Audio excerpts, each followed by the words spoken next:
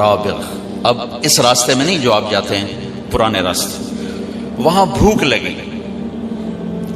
تو ایک خیمہ دیکھا، وہاں یہ حضرات ابو بکر کے غلام عامر بن فہیرہ اور گائیڈ عبداللہ بن عریقت، وہ مسلمان نہیں تھے، کافر تھے وہ اس وقت، اور جناب رسول اللہ صلی اللہ تعالی علیہ وسلم۔ تو وہاں ایک بڑھیا بیٹھی تھی خیمے میں، کہا ماں جی کچھ کھانے کو ملے گا؟ میں نے کہا بیٹا قحط کا زمانہ ہے، کچھ بھی نہیں۔ تو ایک بالکل مریل بکری کھڑی ہوئی تھی، تو اب نے کہا میں اس کا دودھ نکالوں؟ انہوں نے کہا پتر ہے تو ماس ہی کوئی نہیں تو دودھ کتوں کرنا ہے؟ آپ نے کہا ماں جی اجازت دے دو، اگلا کام میرا ہے۔ ٹھیک ہے۔ تو جو کہ ایک انہونی ہو رہی تھی نا، تو آپ کو بڑے غور سے دیکھتی رہی، تو آپ نے وہ اس کو کھینچا اور اس کو جو تھنوں کو ہاتھ لگایا تو ایسے لٹک کے نیچے آ گئے، دودھ سے بھر گئے۔ اچھا، بکری سے نکلتا ہے ایک پاؤ دودھ، ہم گاؤں میں رہتے ہیں، بکریاں ہر وقت چاروں طرف ہوتی، ایک پاؤ سے زیادہ دودھ نکل، آپ نے پورا برتن بھر دیا۔ پھر وہ ماں جی کو پیش کیا، ام معبد ان کا نام ہے، انہیں پیا، پھر اپنے تینوں ساتھیوں کو پلایا، پھر بعد میں خود پیا، اس کے بعد دوبارہ دودھ نکال کے پھر برتن بھر دیا، لہذا اور پریشان ہو گئی۔ بکری کی عمر ہوتی ہے 7 سال، 7، اس کے بعد وہ خود مر جاتی ہے 7 سال عام طور پر۔ یہ بکری 22 سال زندہ رہی اللہ کے نبی کے ہاتھ لگنے کی برکت سے، 22 برس، اور مر گئی، ذبح نہیں ہوئی، مر گئی۔ حضرت عثمان کے زمانے میں جا کے مر گئی کھڑے کھڑے۔ شام کو جب اس کا خامد آیا تو اس نے دیکھا برتن میں دودھ، کہنے لگا یہ دودھ کہاں سے؟ انہوں نے کہا یہ بکری سے۔ کہا تیرا دماغ خراب ہے، اتو کتوں نکل ہے؟ وہ دے ماں سے دے اتے کوئی نہیں، دودھ کتوں آ گیا؟ اسی سے ایک برکت والا نوجوان آیا تھا، کوئی اس کے ہاتھوں میں ہی برکت تھی۔ تو کہنے لگا کیسا تھا ذرا بتاؤ؟ تو اس نے ہمارے نبی کا حلیہ بیان کیا۔ انہوں نے کہا رأیت رجلا ظاہر الوضاء ابلج الوجه حسن الخلق لم تعبه ثجلة لم تزر به سعلة ازج اقرا وصيم قصيم في عينيه دعج في صوته صحت في لحيته كثافة في عنقه سطع ان تكلم علاه البهاء وان سكت علاه الوقار فهو اندر الثلاثة۔ سبحان اللہ، کیا خوبصورت! تو اس نے ہمارے نبی کو ایسے اپنے ہمارے سامنے کھڑا کر دیا۔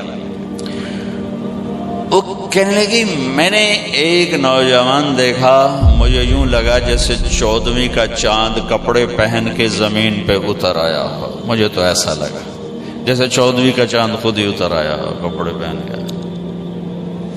چمکتا چہرہ، خوبصورت جسم، پیٹ بڑھا ہوا نہیں، سر کے بال اڑے ہوئے نہیں، یعنی گنجے نہیں، سر سے لے کر پاؤں تک چمکتا ہوا جسم، جدھر سے دیکھتی تھی حسین نظر آتے تھے، قسیم، جتنا دیکھتی تھی دیکھنے کا شوق بڑھتا تھا، وسیم۔ دنیا میں خوبصورت تو ہر دور میں آتے رہیں گے، وسیم اور قسیم دنیا میں ایک آیا، نہ پہلے نہ بعد۔ یوسف علیہ السلام دنیا کے سب سے حسین تھے، لیکن وسیم اور قسیم صرف ایک ہستی ہیں، ایک ہستی، وہ ہمارے نبی ہیں۔ کہ وسیم اسے کہتے ہیں جس کو جتنا دیکھا جائے اتنا دیکھنے کا شوق بڑھے، آنکھ نہ بھرے، آنکھ نہ بھرے۔ اب ایک دفعہ دیکھتے ہیں زیادہ شوق ہوتا ہے، دوسری دفعہ اس سے کم، تیسری دفعہ اس سے کم، آخر میں آپ کہتے ہیں یار ویکھو یا چھڈو پرا، ویکھو یا چھڈو پرا۔ وسیم اسے کہتے ہیں جس کو زندگی بھر دیکھو آنکھ نہ بھرے، اسے کہتے ہیں وسیم۔ اور قسیم اسے کہتے ہیں کہ جس کو جدھر سے دیکھو ہر طرف سے حسن کے جلوے ہوں، اسے کہتے ہیں قسیم. سر سے لے کر پاؤں کے ناخن تک، سر کے بالوں سے پاؤں کے ناخن تک جس کی ہر چیز خوبصورت ہو اس کو کہتے ہیں قسیم. تو میں اس بی بی پہ قربان جاؤں، اس نے کیا وصف بیان کیا، کیا یوں لگا جیسے چاند کپڑے پہن کے آ گیا ہو، یوں لگا جیسے 14ویں کا چاند زمین پہ اتر آیا ہو. جدھر سے دیکھتی تھی حسن ہی حسن تھا، اور جتنا دیکھتی تھی دیکھنے کا شوق بڑھتا تھا. آنکھیں بڑی خوبصورت. میں ایک حدیث اور ساتھ جوڑ دیتا ہوں. آپ کی آنکھوں کے بارے میں 7 الفاظ ہیں: ادعج، اشکل، اکحل، احور، اہدب، انجل، ابرج. 7 الفاظ. اور ان 7 کا ایک ترجمہ ہے کہ اللہ نے کائنات میں ایسی آنکھ کسی کو نہیں عطا فرمائی. سوکھا ترجمہ کرا، سوکھا ترجمہ.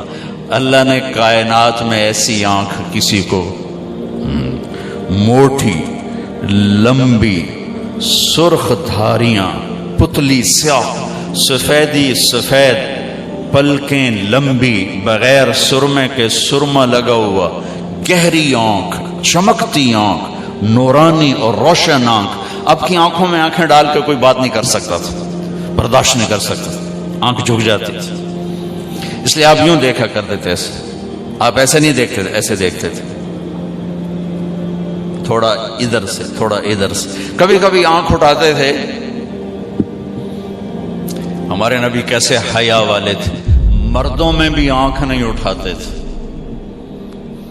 اتنی حیا تھی. عورت تو بڑی دور کی بات، مردوں میں بھی حیا کی وجہ سے آنکھ بھر کے نہیں دیکھتے. کبھی کبھی آپ کی جب آنکھ اٹھتی تھی تو پھر سارے صحابہ ایسے ہو جاتے تھے، آپ کو کوئی دیکھ نہیں سکتا تھا. صرف 2 آدمی آپ کو دیکھ سکتے تھے، ایک ابو بکر اور ایک عمر، بس باقی کو نہیں دیکھ سکتا تھا. تو وہ بی بی کہنے لگی کیا خوبصورت آنکھ تھی، اور بھویں لمبی گول کمان کی طرح. فی صوتہ سحر، آواز میں ایک جادو تھا، کشش، روح، نغمہ تھا آواز میں. یہ ساری آواز کی کوالٹیز. آواز میں روب ہو تو نغمہ نہیں رہتا، نغمہ ہو تو روب نہیں رہتا ہے. لیکن میرے نبی کی آواز میں نغمہ بھی تھا، روب بھی تھا، کشش بھی تھی، جادو بھی تھا.